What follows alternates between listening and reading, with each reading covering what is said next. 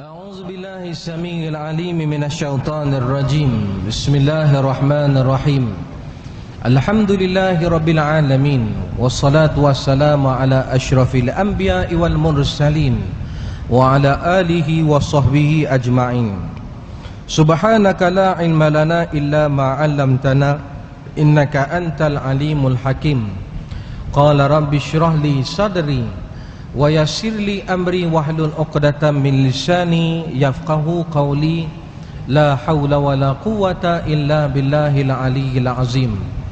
Wa qala Allah subhanahu wa ta'ala fil Qur'anil Karim, a'udzu billahi minasy syaithanir rajim. Ya ayyuhalladzina amanu kutiba alaikumus shiyam kama kutiba alal ladzina min qablikum la'allakum tattaqun. Wahai sekalian orang-orang yang beriman, diwajibkan ke atas kamu untuk menjalani ibadah puasa seperti mana umat-umat yang terdahulu. Mudah-mudahan dengan ibadah puasa yang kamu lakukan itu dapat menjadikan diri kamu seorang yang bertakwa. Wa qala Nabi sallallahu alaihi wasallam fi hadisihi, man shoma ramadhana imanan wa ihtisaban ghufira lahu ma taqaddama min zambi. Man qama ramadhana imanan wa ihtisaban ghufira lahu ma taqaddama min zambi. Barang sesiapa yang berpuasa di bulan Ramadan dengan penuh keimanan dan harap redha daripada Allah Ta'ala, Allah Subhanahu wa Ta'ala akan mengampunkan dosanya yang telah lalu. Barang siapa yang mendirikan malam Ramadan dengan penuh keimanan dan harap redha daripada Allah, Allah Subhanahu wa Ta'ala akan mengampunkan dosanya yang telah lalu. Shadaqallahul azim wa sadaqa rasuluh. Benarlah kata Allah dan benarlah kata junjungan besar baginda Nabi kita Muhammad sallallahu alaihi wasallam. Tuan-tuan dan puan-puan sidang muslimin dan muslimat, hadirin dan hadirat, ibu-ibu, ayah-ayah, kekanda, adinda, anak anda yang saya kasihi sekalian.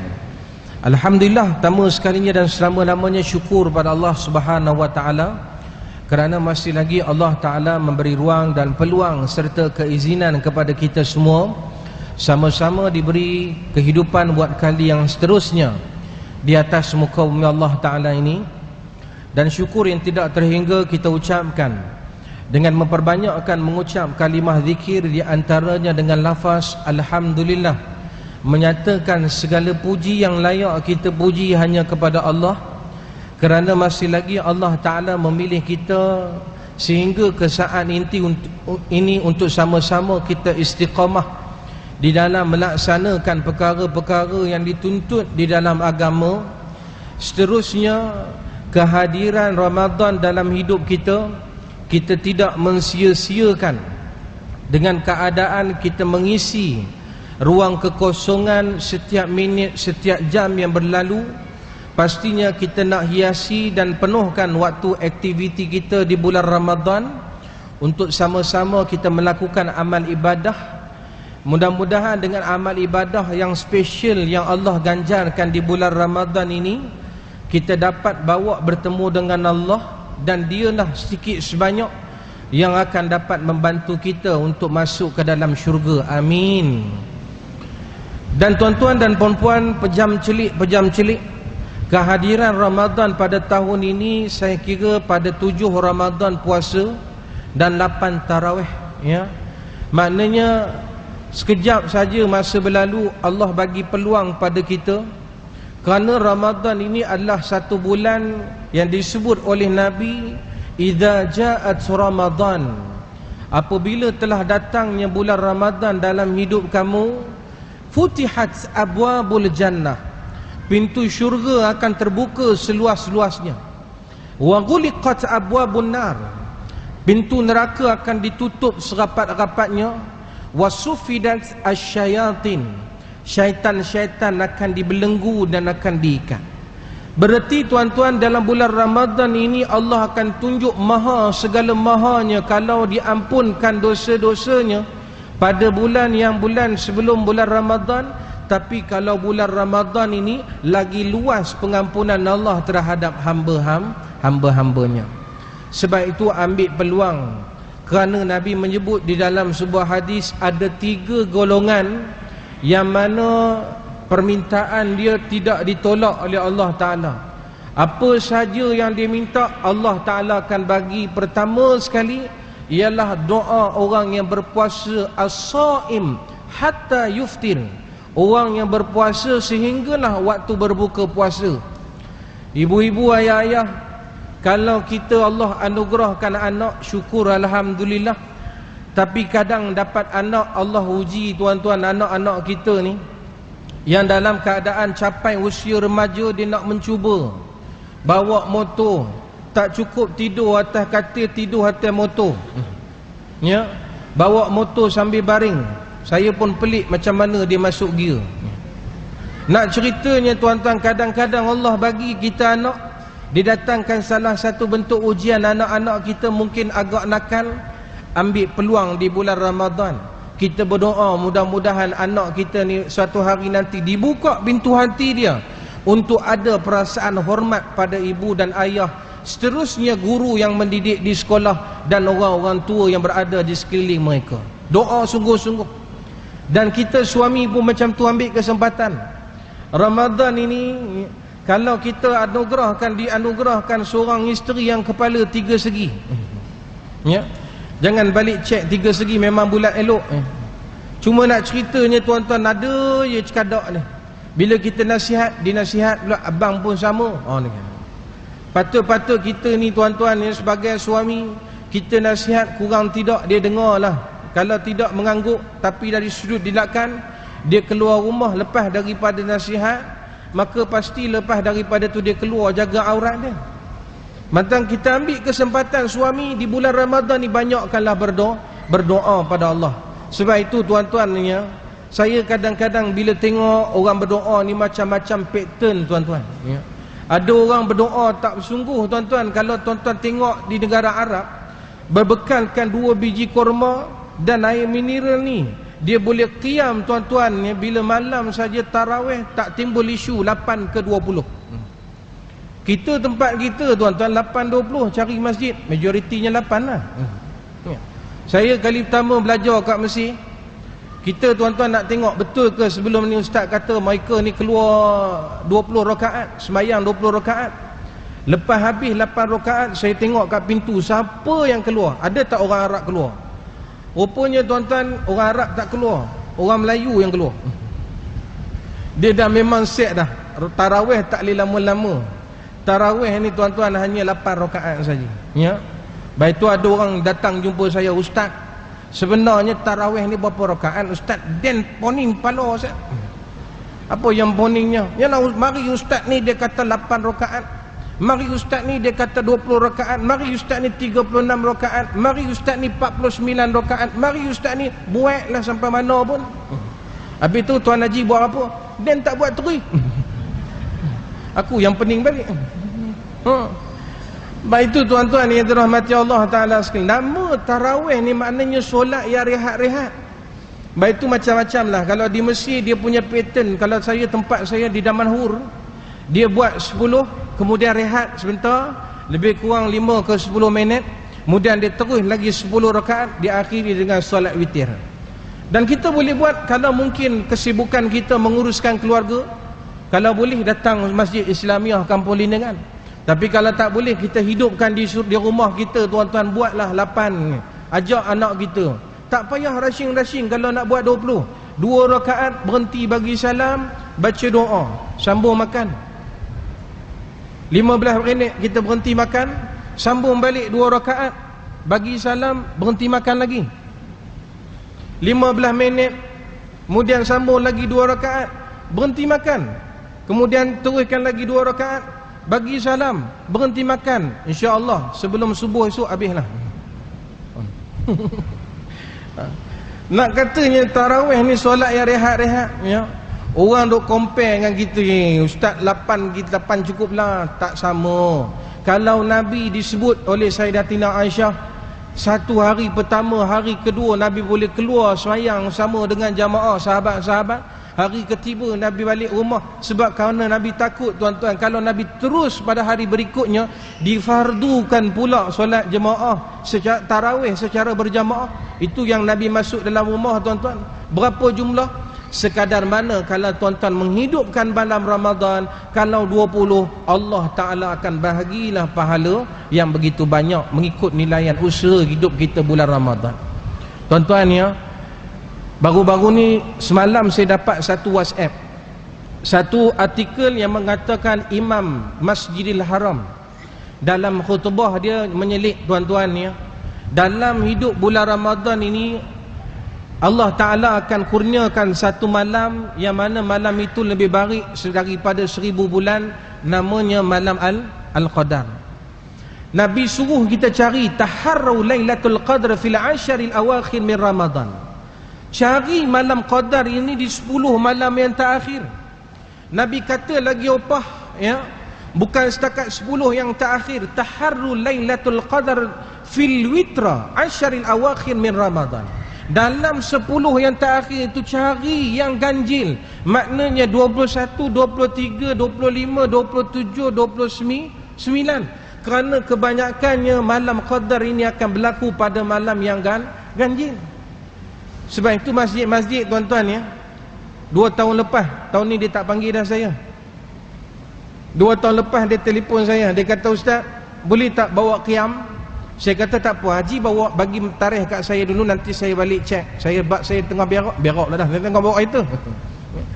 Jadi tuan-tuan, dia pun bagi tarikh kat saya 21, 23, 25, 27, 29. Saya pun balik cek tuan-tuan diary saya. Saya balas mesej balik kat dia. Saya kata, "Haji minta maaf Haji, tarikh-tarikh tersebut sudah diisi." Jadi Haji, saya kebetulan ada 2 tarikh lagi, 22 dengan 26 nak Ramadan. Lepas tu dia balas balik, dia kata, "Minta maaf Ustaz ya, masjid kami tak buat yang genap, dia buat yang ganjil." Pula ni macam-macam orang kita ni. Tak apalah, yang penting kita ni tuan-tuan ya. Sebab itu Imam Masjidil Haram dia pesan tuan-tuan, kita ni sebagai seorang hamba Allah yang dikurniakan umat Muhammad ini special khairu ummah, Allah anugerahkan satu malam kan, seumpama kita dapat beribadat 1000 bulan, 83 tahun 4 bulan. Kalau dalam masa setahun, kalau 10 tahun berarti 830 tahun umpama kita hidup atas dunia ni.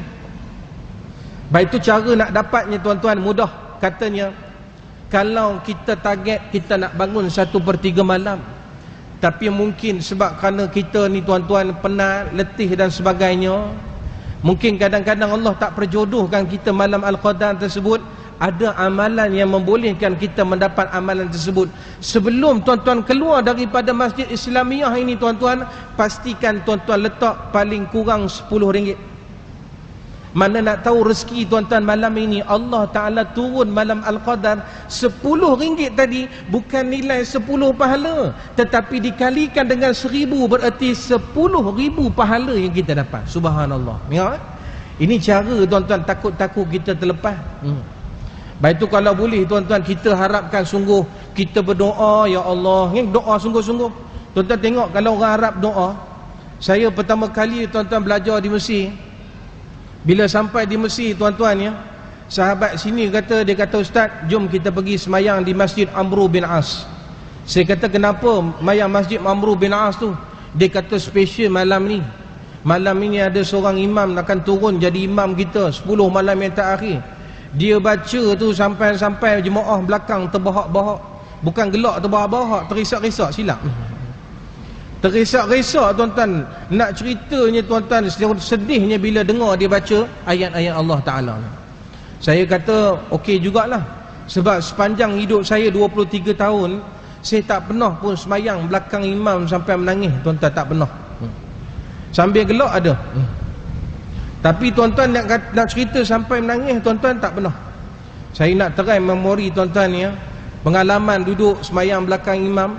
On the way saya nak pergi Masjid Amr bin As di Qahirah. Waktu tu tuan-tuan ya, saya tanya sahabat saya, senior saya, "Bang, siapa imam kita malam ni?" Dia kata, "Imam kita malam ni nama dia Syekh Jibril." Bila saya dengar nama saja rasa nak menangis dah tuan-tuan. Ni saya sebut Syekh Jibril, bukan malaikat Jibril. Malaikat Jibril tak turun. Syekh Jibril tuan-tuan, dia akan jadi imam. Saya pun excited tuan-tuan bila saya duduk belakang dia, Masya Allah. Bila dengar bacaan Fatihah dia tuan-tuan, kita rasa hati kita tersentuh, macam kita faham tapi tak faham. Tapi sebab dia punya intonasi dia tuan-tuan, bila dia baca saja kita rasa boleh feel. Macam imam tadi, sedap tak?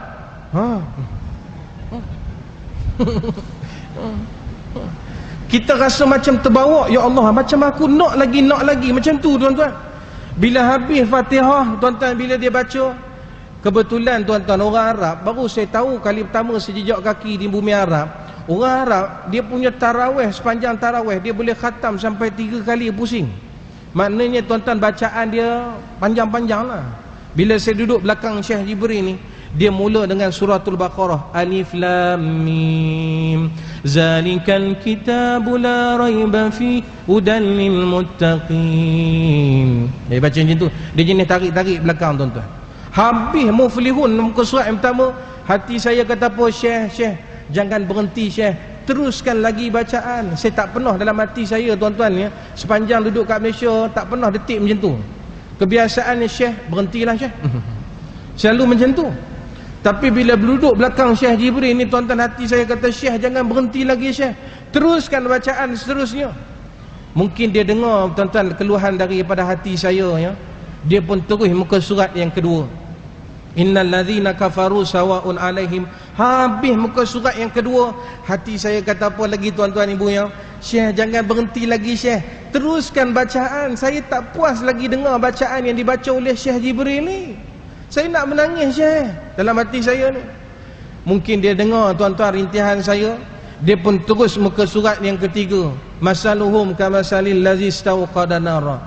Bila habis saja muka surat yang ketiga tuan-tuan, dalam hati saya, Syekh cukuplah Syekh.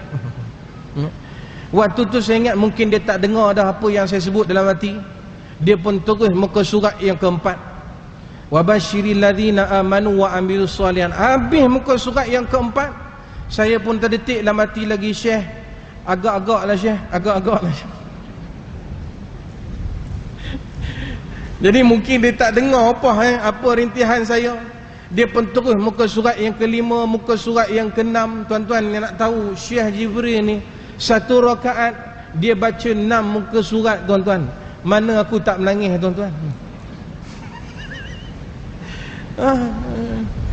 Itu belum lagi tuan-tuan, kalau kali dengan 20 rakaat berarti 120 muka surat. Tu tak kira tadi tuan-tuan 15 ke atas kan kita ada doa, Allahumma dina fi man hadait wa afina fi man afait wa tawallana fi man tawallait wa barik lana fi ma atait. Kita baca tuan-tuan, imam kita baca nanti paling panjang saya ingat mungkin 3 minit. Bila saya tadah tangan berdoa begini tuan-tuan, ini paling rajin dalam hidup saya. Mari dengan orang Arab sebelah kanan kiri depan belakang semua tinggi tuan-tuan. Habis bau ketiak orang Arab. Saya pun tuan-tuan malu tuan-tuan. Daripada bawah ni saya angkat bagi sama orang Arab tinggi. Rupanya tuan-tuan Syekh Jibril ni sini tak bagi tahu. Syekh Jibril ni kalau tuan-tuan tak percaya, tuan-tuan tengok dalam YouTube. Tahu YouTube? Buka dalam YouTube, tulis kat situ doa kunut Syekh Jibril.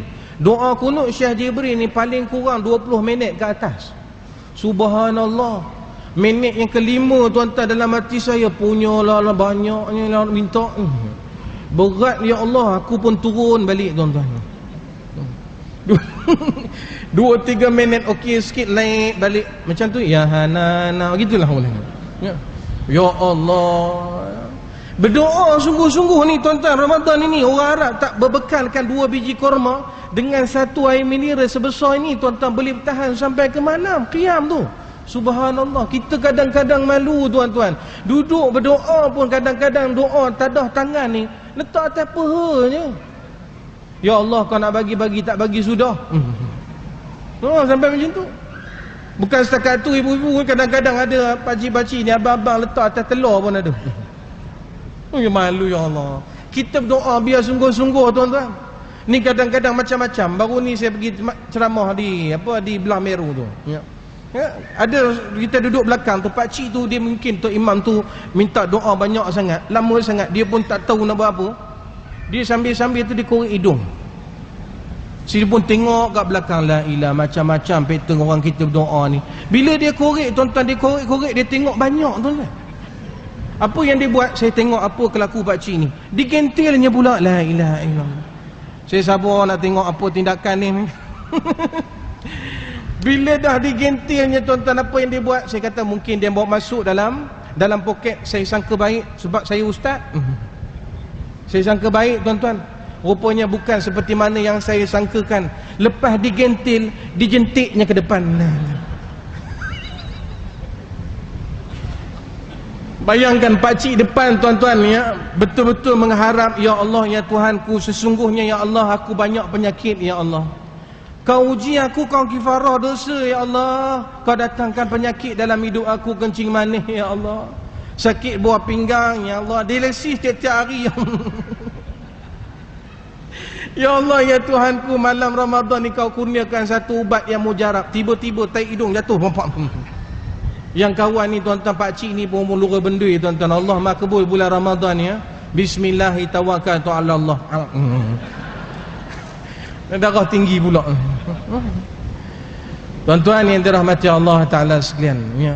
Biar doa sungguh-sungguh. Kan kita baca tadi, wa iza sa'alaka ibadi anni fa inni qarib ujibu da'watad da'i idza da'an falyastajibu li wal yu'minu bi.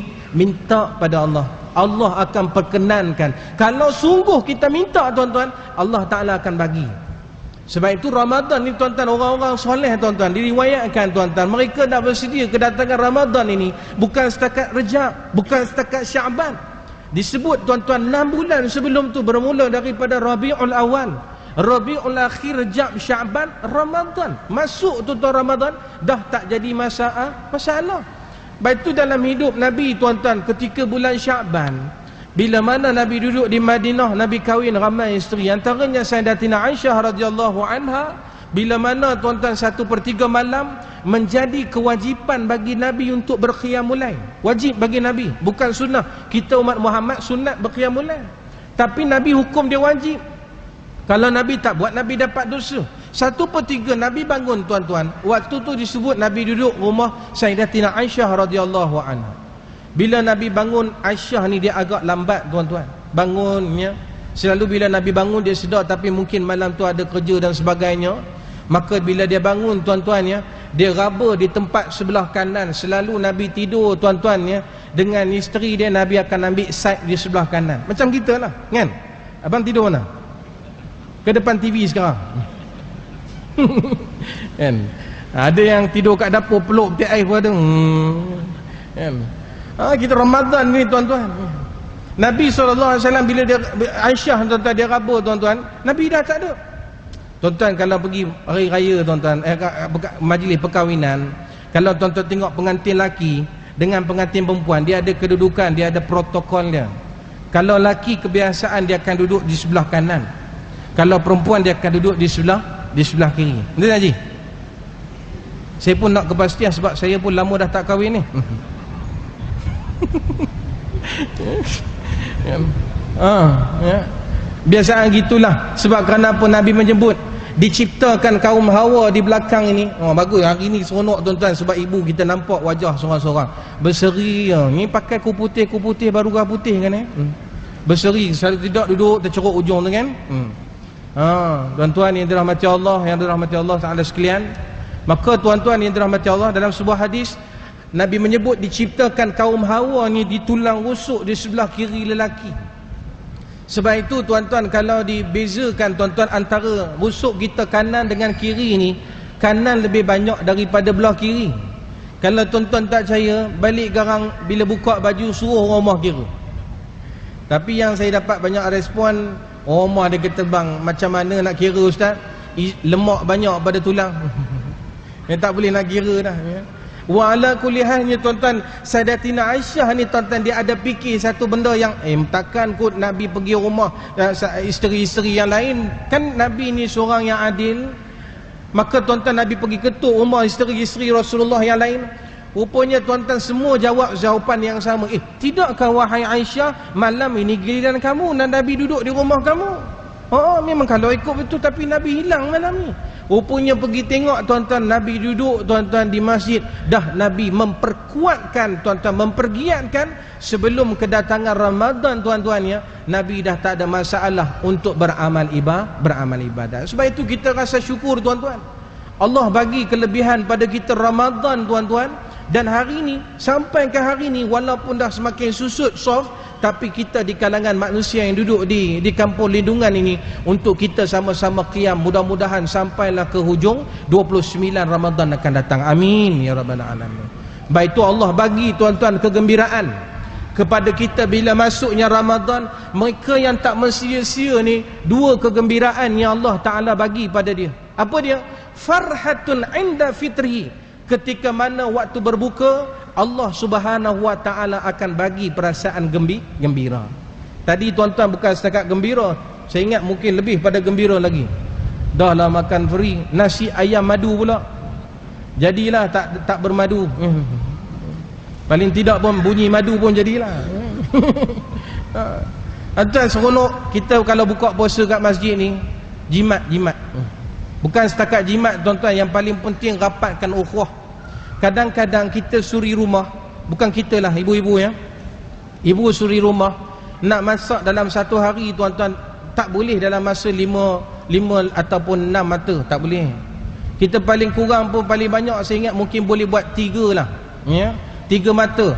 Saya, isteri saya tuan-tuan ni, dia masak satu jenis je. Saya jenis bukan makan banyak. Lepas tu saya kurus macam ni ya. Saya tak jenis makan banyak, saya cukup satu mata pun tak apa. Tapi waktu berbuka tuan-tuan ada 5 jenis kadang-kadang. Saya pelik. Saya tanya isteri saya, Yang ya. Panggil Ayang kan, takkan nak panggil Ustazah kot dalam rumah, formal sangat pula ya. Yang, mana datang 4 lagi. Dia kata jiran-jiran kita bagi. Subhanallah ya. Sebab itu saya percaya tuan-tuan, kata-kata Arab menyebut apa? Al-jar qabla dar.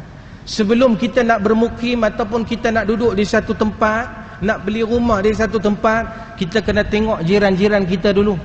Sebab jiran-jiran ni kita ni tuan-tuan, kalau semua je baik, insya-Allah mudah-mudahan kalau kita lambat masuk syurga, dia boleh tarik kita. Tapi kita takut tuan-tuan, masyarakat di keliling kita yang semua mungkin terlepas pandang dari sudut amal ibadat pada Allah, esok mereka ni yang akan dakwa pada Allah. Elok kita nak melangkah syurga, dia kata, wahai Allah, saya jiran dia sebelah rumah, tapi apa sebab amalan yang boleh dia masuk ke dalam syurga, sedangkan kami masih lagi diperhitung di mahkamah Allah. Sebab itu kata-kata hikmah ni tuan-tuan boleh kita ambil iktibar. Kata-kata Arab menyebut ajar qabla dar. Sebelum kita nak beli rumah, tengok dulu, survey dulu kiri kanan depan belakang, siapa kita punya jiran-jiran akan datang ya. Baik, itu kalau yang terbaik tuan-tuan ya. Tuan-tuan kalau boleh cari di sebelah kanan rumah tuan-tuan yang akan duduki esok, dia Tok Imam Masjid Kampung Lindungan. Cari. Senang, mudah cerita. Yang kiri Ayahanda Bilal. Bukan setakat Bilal, merangkap imam. Kemudian depan pula Tok Siok, senang. Dan belakang penggali kubur. Kan package semua. Semua ada ni. Imam, Bilal, Siok, penggali kubur. Sudah mati terus ya. Baik, itu tuan-tuan yang dirahmati Allah dan sekalian. Saya pun tuan-tuan kata macam mana boleh jadi 5 ni. Dia kata itulah, kami kat sini, dia kata abang sibuk pergi sekolah, balik uruskan kuliah apa semua. Ni kami kat sini makcik-makcik ni pakai saling tukar makanan. Pukul 5.30, pukul 6 tu kira dah saling hantar tukar-tukar. Oh macam tu. Bagus tak? Bagus. Sebab kerana orang yang memberi makan kepada orang yang berbuka puasa, kata Rasulullah, pahala yang Allah Ta'ala akan bagi seumpama macam orang yang puasa, tak kurang walaupun sedikit. Baik, itu kalau kita tak mampu bagi bajak banyak, tuan-tuan spend dalam satu hari RM15 cukup lah tuan-tuan. RM15 pergi beli murtabak tuan-tuan, beli 5 biji, katakanlah sebiji RM3, dapat 5 biji, sebiji tuan-tuan bawa balik rumah 4 biji, hantar kat Masjid Islamiah, dapat pahala tuan-tuan. Kan sekarang ni murtabak macam-macam jenis, dan ada siap tuan-tuan dia tulis kat situ murtabak telur basuh. Kan? Jangan tuan-tuan tanya ni telur basuh tak? Yang telur yang basuh tu maksudnya telur ayam, bukan telur orang yang jual tu. Nak kena penampar, dia pun jawab hari-hari saya basuh telur. Tuan ni dalam macam Allah Ta'ala sekalian, tak payah susah-susah. Tapi tuan-tuan, dalam keadaan jiran-jiran tu, satu lorong tu ada juga yang jenis tak faham bahasa pun ada ya. Kita hari ni kita hantar makanan, esok tak pulang lagi pinggan. Hari kedua hantar tak pulang, hari ketiga hantar tak pulang, sampai hari ke-28 dia pun tunggu. Tuan-tuan harap apa pula makanan Ustazah nak hantar ni. Malam ni Ustazah nak hantar apa pula? Dia kata Ustazah, isteri saya kata Ustazah tak ada hantar apa, cuma Ustaz pesan suruh kutip 28 biji pinggan. Dapat jiran macam tu nasib lah. Yang ada kadang-kadang orang macam tu tuan-tuan. Sebab itu kegembiraan Allah bagi tuan-tuan atas dunia waktu mana nak berbuka puasa. Sebab itu tuan-tuan, kalau dapat video sekarang ni, bila nak puasa tuan-tuan, orang kadang-kadang jiran hari ni dia dah canggih tuan-tuan. Kalau dulu mungkin dia hidup bagi kuih, memang fizikal kuih tu. Sekarang dia bagi kuih juga tuan-tuan, tapi guna WhatsApp, kita pun terliur kan. Kuih tu tak boleh makan, cuma boleh send kat orang je. Sakit hati tuan-tuan, dosa pula ya. Sebab itu tuan-tuan yang dirahmati Allah Ta'ala sekalian, tahu kita dapat satu WhatsApp. Ada satu WhatsApp ni tuan-tuan ya, seorang abang tu dia dah memang standby dekat depan mulut dia tuan-tuan, agar-agar dah standby. Pukul 7 masuk maghrib, 7.20, 20 minit je ni dia tunggu untuk bila azan. Allahu Akbar, Allahu Akbar. Tu kita telan. Tapi tak apa, Allah bagi kegembiraan pada dia. Macam anak-anak kita, saya sebut benda tu. Saya kalau di rumah saya ajak anak-anak saya, isteri saya tuan-tuan makan dalam talam. Bukan sebab kerana rumah saya tak ada pinggan tuan-tuan, kalau datang saya hidang dalam pinggan lah, takkan saya hidang dalam talam. Tapi anak-anak ni tuan-tuan ya, sebab saya fikir, macam saya dengar tuan-tuan keluhan daripada ayah-ayah, ibu-ibu yang usia 60-70 tahun, kadang-kadang dia rindu tuan-tuan suasana ketika mana anak dia masih kecil, waktu nak belajar puasa kan. Anak kita waktu usia 5-6 tahun, anak saya tiap-tiap kali tuan-tuan 4-5 minit dia akan tanya, ayah lama lagi ke ayah? Saya kata 5 minit lagi. Dia pun tidur dulu, tidur kejap-kejap, 4.10 dia bangun, ayah lama lagi ke ayah? Kejap lagi. Padahal 3 jam setengah lagi. 3 jam. Dia pun tidur, setiap 5 minit dia bangun sampai 4.20 tuan-tuan, ayah lambat lagi ke ayah? Sekejap lagi. Akhirnya dia berjaya tuan-tuan. Kalau budak tanya soalan macam tu perkara biasa. Tapi kalau suami tanya, yang lambat lagi ke yang? Kan? Itu luar biasa. Kan? Ada juga orang 60-70 tahun baru nak berlatih puasa pun ada ya. Tuan-tuan, saya belajar ajak saya buka puasa guna makan dalam talam. Seronok. Saya tahu suatu hari nanti tuan-tuan, saya akan jadi macam tuan-tuan. Kita akan jadi tua dan anak-anak kita akan berkahwin tuan-tuan, akan dikahwinkan dengan orang lain. Dan dia tak boleh nak hidup satu hari, tiap-tiap hari bersama dengan kita dah. Dia ada keluarga. Tapi saat ketika mana waktu kita tunggu pukul 7 nak sampai pukul 7.20, nescaya tuan-tuan talam inilah yang mengingatkan memori waktu kita ajak anak kita puasa. Talam inilah yang mengingatkan memori, melinang air mata kita. Seterusnya lantas kita berdoa pada Allah, moga Allah jaga keluarga anak kita. Tengok. Lepas itu saya ajak tuan-tuan, memang kali pertama, hari pertama tu anak saya dia respon, dia kata, ayah kenapa makan dalam pinggan besar? Dia panggil pinggan besar. Ayah lapar sangat ke? Ambil. Bukan ayah lapar ni. Ayah bagi tahu kita makan dalam talam ni, kalau hari ni akak tak habis, ayah habiskan. Kalau esok kakak tak habis, ayah habiskan lagi. Kalau lusa kakak tak habis, ayah habiskan. Begitulah seterusnya, ayah tetap habiskan juga. Jangan berlaku pembaziran. Saya beritahu macam tu tuan-tuan. Anak saya ni tuan-tuan, hari yang ketiga punya seronok dia tuan-tuan. Sebelum mama dia siap buat makanan tuan-tuan ya, dia punya excited dah cari talam tu. Dia punya excited bukan setakat tunggu tepi talam, dalam talam. Siap main fanfare. Nak cerita tuan-tuan, inda fitrihi, Allah bagi kelebihan, kegembiraan. Dan yang keduanya tuan-tuan, kegembiraan orang yang berpuasa untuk akhirnya ya, Allah Ta'ala akan bagi ketika mana di padang mahsyar di hari kiamat esok ya, ketika itu puasa tuan-tuan, dia akan datang pada Allah, wahai Allah, sesungguhnya ya Allah, dengan sebab kehadiran Ramadan, pakcik ini, makcik ini dia boleh tahan diri dia daripada makan dan minum, wahai Allah. Ya Allah, dengan sebab kerana akulah dia dapat tahan syahwat dia daripada menggauli isteri dia, daripada menggauli suami dia. Dengan puasa lah dia boleh jaga segala panca indera dia daripada melakukan perkara maksiat. Wahai Allah, hari ini saya datang untuk nak beri syafaat kepada kau, berilah keizinan kepada aku. Apa kata Allah?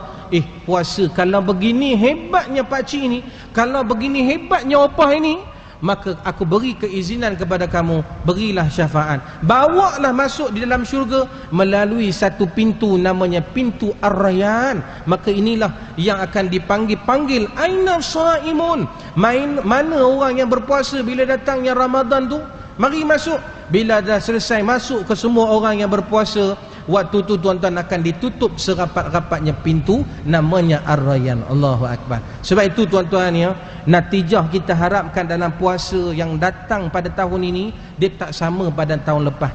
Yang pertama kita harapkannya, Allah Ta'ala akan bagi tuan-tuan kita ni semua di kalangan manusia yang bertakwa. Amin. Yang kedua, kita nak Allah bagi satu benda yang special, iaitulah namanya keampunan. Sebab kerana dalam bulan Ramadan orang yang merintih menyesal terhadap dosa yang dilakukan, alangkah beruntungnya Allah ampunkan dosa dia. Kalau dia mati saat bulan Ramadan, kan kita tengok baru-baru ni tak masuk lagi Ramadan, Datuk Seri Hasanuddin, orang semua sayang dan kita sendiri kagum tuan-tuan terhadap apa yang dilakukan dalam usaha dakwah. Tak pernah kenal letih penat lelah menyambarkan agama Islam. Tapi tuan-tuan, Allah Ta'ala tak bagi izin masuk Ramadan. Bukan sebab kerana dia tak berdoa macam kita, Allahumma barik lana fi Rajab wa Syaban wa balighna Ramadan. Dia berdoa, tapi Allah Ta'ala tak izin, dan kita ni izin tuan-tuan. Bayangkan, diberi keizinan pintu taubat terbuka seluas-luasnya. Kalau kita merintih bertaubat dengan taubat sungguh-sungguh, esok di padang mahsyar akan dibangkitkan kaman la zambala, seumpama tidak melakukan dosa di sisi Allah Ta'ala. Ingat, segala benda yang Allah jadikan dalam hidup kita, apa yang Allah bagi nikmat, apa yang Allah uji dengan kesakitan, semuanya itu tuan-tuan pastinya liyabluwakum ayyukum ahsanu amala. Nak nguji siapakah di kalangan hamba-hambaku yang sebaik kualiti dari sudut amalan. Allah Ta'ala tak sebut aksaru, tapi dia sebut ahsanu. Perbanyakkan amalan dengan amalan yang kualiti. Sikit tapi kualiti lebih baik daripada banyak yang campur haduk dengan perasaan riak. Sebab itu tuan-tuan kena ingat, Ramadan Allah anugerah pada kita adalah satu nikmat yang diberikan kepada umat Muhammad SAW. Semuanya adalah bergantung, berbawa balik kepada Sang Pencipta, iaitu Allah Subhanahu Wa Taala. Kan ada satu lagu kumpulan Abang Iwan Dandut. Kenapa? Iwan Dandut, kenapa Iwan Dandut? Abang Iwan Dandut ni dulu dia nyanyi lagu-lagu dandut, tapi sekarang dia nyanyi semua lagu-lagu yang ketuhanan. Ada satu lagu yang saya memang sukalah dengar lagu tu, dan sampai sekarang saya kalau dengan anak-anak saya, kalau bawa pergi kuliah, anak saya akan sambut. Antaranya lagu disebut siapa bagi hidup, kan, Allah. Siapa bagi mati, Allah. La ilaha illallah, tiada Tuhan selain Allah. Anak saya selalu sambut ni. Anak saya on the way tu, saya nak pergi, saya akan nyanyi lagu ni. Siapa bagi nikmat, anak saya sambung Allah. Siapa bagi rezeki, Allah. La ilaha illallah, tiada Tuhan selain Allah. Isteri saya cuik saya, bang, mana Ci bang? Dia pun nak juga. Oh, ayang nak juga. Saya pun nyanyilah. Siapa bagi isteri? Dia jawab Allah. Siapa bagi tambah lagi? Tak boleh. Itu skrip tu dia buat sendiri. Nak ceritanya hidup kita ni ya, Walaupun disebut dengan qada dan qadarnya, tetapi benda inilah yang susah dan kita kena terima hakikat bahawa segala apa yang Allah bagi adalah salah satu bentuk ujian, dan mudah-mudahan kita berjaya ujian atas dunia. Pastinya bila berjaya atas dunia, berjaya di alam barzakh, begitu juga berjaya di padang mahsyarnya. Jadi tuan-tuan, saya rasa cukuplah sekadar itu pada malam ini. Mohon maaf terkasar bahasa, dan insya-Allah kita akan bertemu di dalam bulan lepas daripada Syawal nanti. Ada sekali lagi slot pada bulan Jun, 2 Jun insya-Allah. 2 Jun bang? 1 Jun ya? 2 Jun insya-Allah ya. Mudah-mudahan apa yang baik semuanya daripada Allah, yang lemah kelemahan daripada diri saya sendiri. Tingkatkan ibadah, kurangkan juadah. Wabillahi taufik wal hidayah. Wassalamualaikum warahmatullahi wabarakatuh.